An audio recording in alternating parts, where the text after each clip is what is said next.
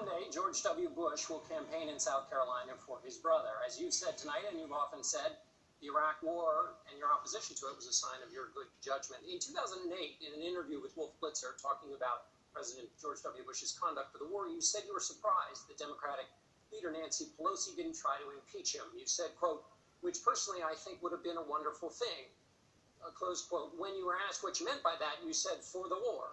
For the war. He lied. He got us into the war with lies.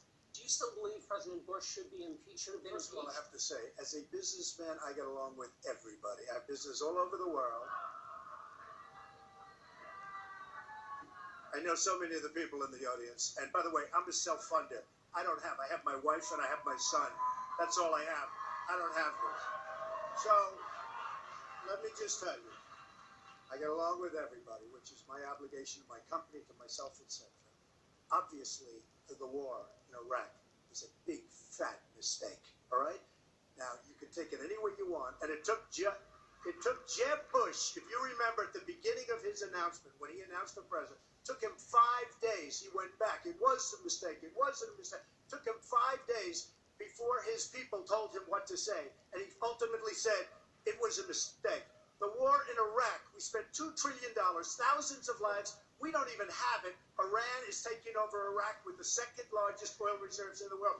Obviously, it was a mistake. So George Bush made a mistake. We can make mistakes, but that one was a beauty. We should have never been in Iraq. We have destabilized the Middle East. But so you still think he should be impeached? I think it's my turn. And you do whatever you want.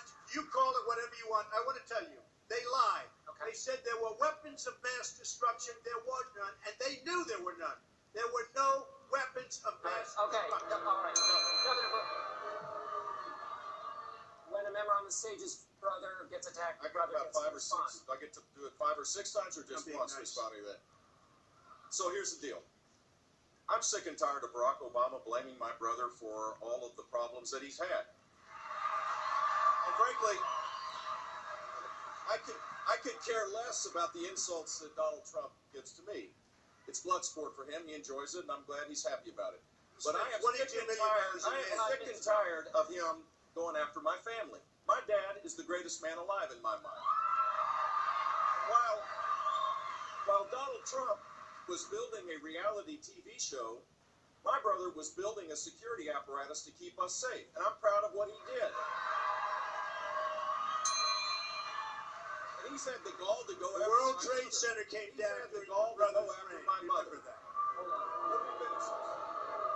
He's had the gall to go after my mother. That's not keeping. Look, I won the lottery when I was born 63 years ago. Looked up and I saw my mom. My mom is the strongest woman I know. This is not about my family or his family. Okay. This is about the South Carolina families that need someone to be a commander-in-chief that can lead. Governor, I'm that person. Governor Kasich, would you weigh in on